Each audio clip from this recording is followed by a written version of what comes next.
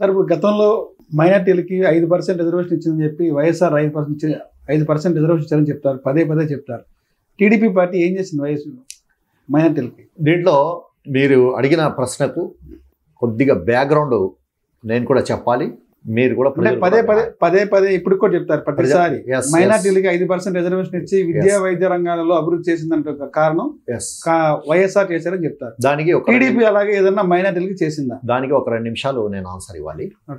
రాజశేఖర్ రెడ్డి అప్పుడు మేనిఫెస్టోలో, ఎన్నికల మేనిఫెస్టోలో చంద్రబాబు నాయుడు గారు 4% మైనారిటీ రిజర్వేషన్ కల్పిస్తామని మేనిఫెస్టోలో చెప్పడం జరిగింది. ఎప్పుడైతే చంద్రబాబు నాయుడు గారు 4% ముస్లింలకు రిజర్వేషన్లు ఇస్తామని మేనిఫెస్టోలో పెట్టారో, రాజశేఖర్ రెడ్డి ఏమన్నాడంటే నేను 5% ఇస్తామని చెప్పాడు రాజశేఖర్ రెడ్డి.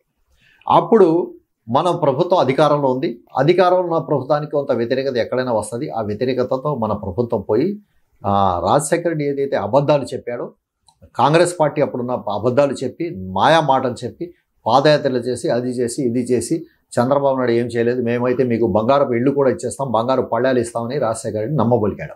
అప్పుడు రాజశేఖర రెడ్డి ప్రభుత్వం వచ్చింది ముఖ్యమంత్రిగా. అయిన తర్వాత ముందే మనం చెప్పాం 4% రిజర్వేషన్ అని తెచ్చిందే మాట బయటికి చంద్రబాబు నాయుడు గారి నోటి నుండి వచ్చిన మాట అది.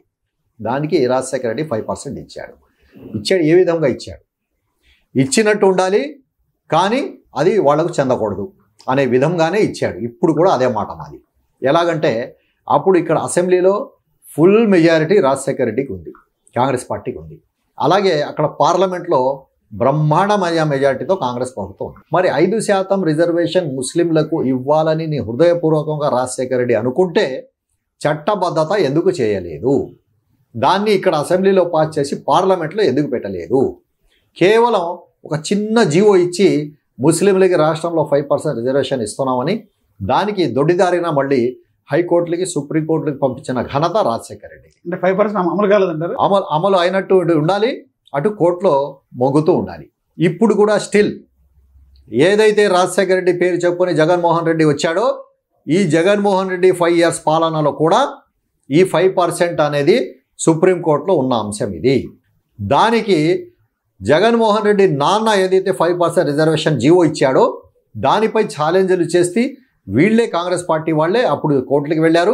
జగన్మోహన్ రెడ్డి 5 years పాలన ఉన్నప్పుడు ఆ బిల్లుపై కానీ, ఈ బిల్లుపై విషయం కోర్టులో జరుగుతున్న దాని మీద కానీ ప్రభుత్వం తరఫున ఎక్కడా కూడా ఒక్క లాయర్ని కూడా నియమించలేదు.